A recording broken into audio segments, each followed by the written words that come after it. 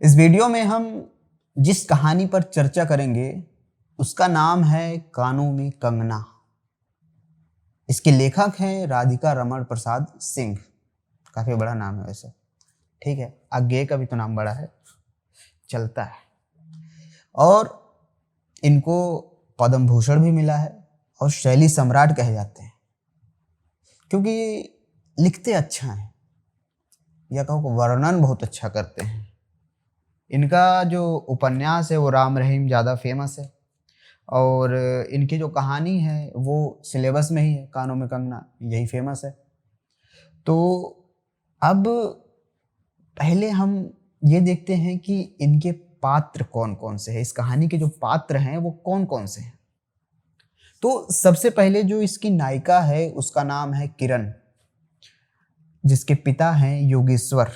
जहाँ ये कहानी शुरुआत होती है ऋषिकेश में, वहीं उनका आश्रम भी है, जहाँ पर नरेंद्र, जो कि उसके पिता बोले थे कि जाओ बेटा और धर्म ग्रंथ और जितने भी ग्रंथ हैं, वेद है, इन सब की शिक्षा लेकर आओ।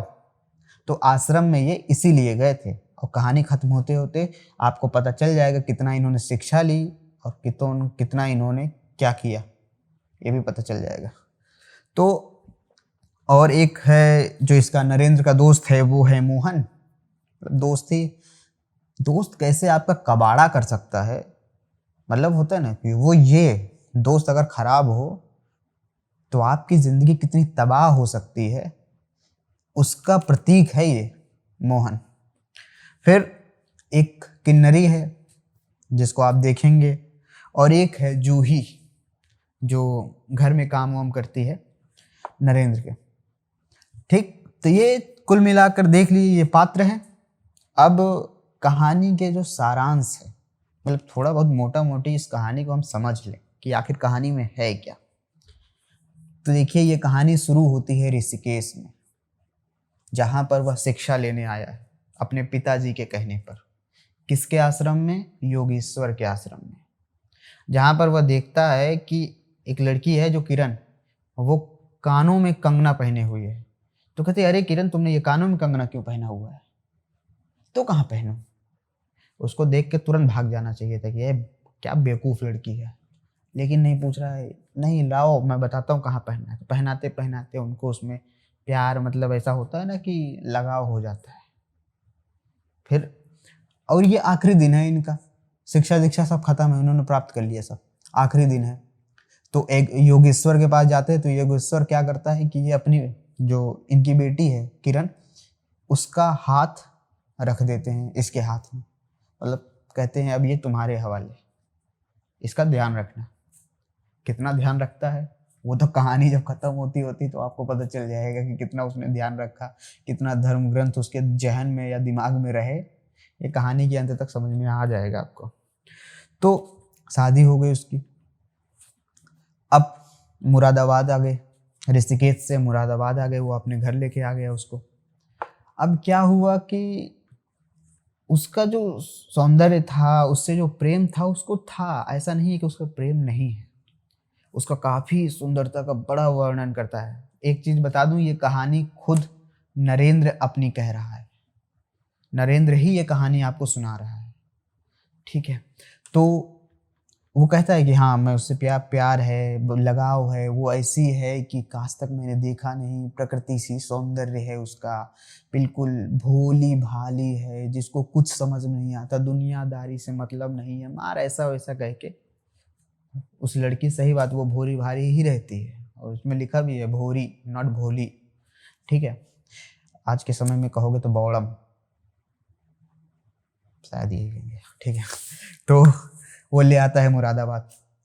तो मुरादाबाद में जो होता है कि उसका जो दोस्त है मोहन, वो एक दिन आता है, कहता है चलो चलते हैं। वो ले जाता है अपने घर कि एक नर्तकी होती है, नर्तकी जिसका नाम है किन्नरी, सॉरी ये फीमेल वर्जन है किन्नरी, ठीक है। तो किन्नरी के यहाँ जाता है, तो उसके सौंदर्य पे, उसके नाचने पे, उसके बोलने पे, उसका मैं एक तरफ से देखो तो ये साला पूरा का पूरा बौड़म इंसान ये भी है। उसके प्रेम में क्या मतलब उसके वो अपने प्रेम में फंसा लेती। अब अब क्या हुआ कि जो गहने उनके पास थे, जो संपत्ति नरेंद्र के पास थी, वो बारी बारी करके ले जाके उसको किन्नरी को दे देता। घर में जितना भी सामान होता, जो महंगे सामान होते, ज्वेलरी है, सोने की चीजें हैं, जो भी होता उसको जाके दे देता। अब ऐसा समय आ गया कि घर में कुछ बचा ही नहीं, और इस बात का पता कि ये बाहर जाके क्या कांड कर रहे हैं महाराज, इस बात का पता किरण को लग गया। अब इस चीज का इतना असर हुआ, इतना ज्यादा इस चीज पे उसको मतलब धक्का लगा कि इस पे लिखते हैं कि जैसे ही पता चला उसको कि पछाड़ खा के गिर गई। पछाड़ खा के कैसे गिरी होगी, मतलब ऐसे ही था, पछाड़ खा के वो गिर गई। तभी से उसकी तबीयत थोड़ा खराब रहने लगी। लेकिन उसकी तबीयत खराब है, इन महाराज को उससे कोई मतलब नहीं, ये अपना बाहर ही मस्त है, किन्नरी में ही मस्त है। अब एक दिन जब बहुत ज़्यादा हो गया कि उसको कुछ मिला नहीं देने को, क्या दे, उसको कुछ दे तो वो दे, ऐसा ही था ना, लेन देन का ही मामला चल रहा था कुछ, मतलब कुछ और मत समझिए, नाच दिखाने का। वो नाच दिखाती, ये देते तो वो नाचती, तो उनको देखने का बड़ा मन हो रहा था। अब आए, बोला कि किरण कुछ गहने वहने हैं घर में? तो कहती है कि हाँ है। फिर कहती है क्या है? फिर जैसे ही वो बोलते हैं क्या है, तो वो अपना बाल बाल हटाती है तो देखती है कानों में कंगना है, और जैसे ही दिखाती है वो मर जाती है, मतलब उसकी मृत्यु हो जाती है। और जैसे ही मृत्यु होती है और जैसे ही वो देखता है कि कानों में कंगना, तो उसको पुरानी बातें, फ्लैशबैक, जितना फ्लैशबैक में चले जाते हैं अपने, पुरानी बातें याद आने लगता है कि वो क्या कर रहा है, ये कितनी मासूम थी और इसकी हत्या ही मैंने की है। उसका कहने का मतलब यह था कि इसका तो हत्यारा मैं ही हूँ, क्योंकि एक लड़की जो भोली थी, बिल्कुल दुनिया से अनजान थी, उसके साथ इसने धोखा किया था, जो सिर्फ और सिर्फ इसी के भरोसे आई थी। तो ये है कहानी। अंत में जाते जाते आपको पता चल गया कि वेदों की शिक्षा उनकी कितनी काम आई।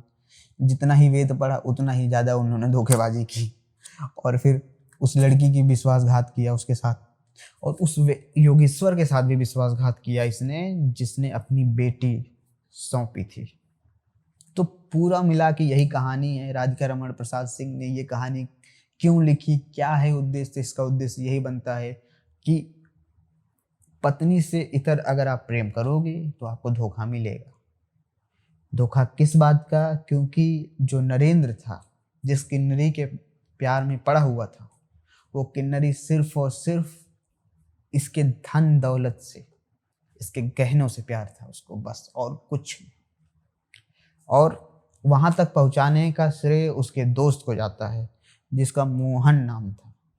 उसकी संगति ने इसका घर बर्बाद कर दिया। तो पात्र यही है। पात्र के, अब देखिए कहानी आपने सुन ली, पूरा वर्णनात्मक शैली में कहानी है, और शुक्ल जी के अनुसार 1913 में इंदु पत्रिका में छपी थी। अब इसके एक एक पात्र को देखें तो जो किरण है, इस कहानी की नायिका है, इसके बारे में आपको अंदाज़ा लग गया होगा कि ये बहुत ही भोली भाली है, और ज़्यादा मतलब कि ऐसा वैसा सोचने वाली नहीं है कि कहीं धोखा वोखा देगी, ऐसा कुछ नहीं है। ये बहुत ही भोली है।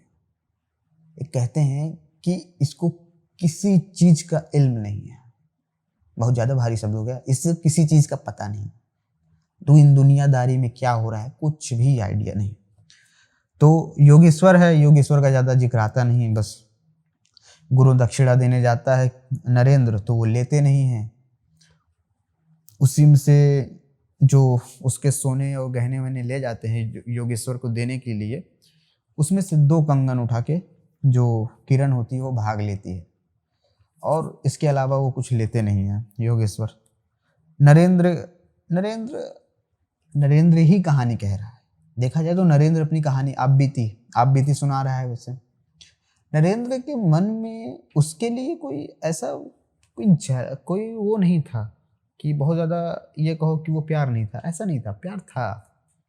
लेकिन जब दोस्त ऐसा मिले और किसी से मिलवा दे जहाँ भाई साहब लुढ़क गए या कब यही पछाड़ खा के गिर गए उसी गोद में, तो अब दोस्त की क्या गलती? इनकी जो भाई, इनका जो वो है ना, क्या बोलते हैं, दृढ़ शक्ति, इच्छा शक्ति, वही बहुत कमजोर था। क्या करेंगे, एक के पक्ष में रहे ही नहीं, वो कहीं और लुढ़क गए तो इनका घर बर्बाद हो गया। मोहन मोहन का ज़्यादा जिक्र आता नहीं है, बस वो ले जाता है, ले आता है और कहते हैं कि मैं गया। इसमें लिखा भी है कि एक दिन मैं दोस्त के घर गया तो किन्नरी का वो, बस इतना ही जिक्र आता है। किन्नरी थोड़ा चालाक लोमड़ी की तरह है। किन्नरी जैसी वो सिर्फ और सिर्फ उसके धन दौलत को ही चाह रही थी, और ये बेवकूफ़ आदमी जिसके घर में इतनी भोली भाली, इतनी ठीक ठाक लड़की थी, ठीक ठाक ही कहना मतलब बढ़िया थी, ऐसा नहीं है, तो ये महाराज वहाँ जाके लुढ़क गए। और किन्नरी इस चीज़ में सफल भी हुई, उसको बढ़िया धन दौलत मिल रहा था, और एक नर्तकी को क्या चाहिए था, जो चाहिए था उसको सब मिल रहा था। लेकिन इधर इनकी नैया इसी ने डुबो दी। जूही का जिक्र सिर्फ काम काम उम के तौर पे आता है, घर में काम उम करती है, उससे ज़्यादा जिक्र कुछ नहीं है। तो ठीक है, ये कहानी आपने सुन ली, समझ ली, वर्णनात्मक शैली की कहानी है और 1913 में इंदु पत्रिका में छपी थी। ये सारे तथ्य आपके सामने हैं। तो चलिए अब कथोपकथन देख लेते हैं, अगर बचा है कुछ तो एक दो कथन आ सकते हैं, लेकिन ऐसे दार्शनिक वाली बात कोई है नहीं कि आपसे पूछ लिया जाए इसमें। अगर ये आपने ये कहानी सुनी और एक बार भी पढ़ ली तो आप आराम से कोई भी सवाल आएगा इससे यूपीएससी में आप कर ले जाओगे। तो ठीक है, धन्यवाद। अगली कहानी सुनते हैं, फिर मिलते हैं।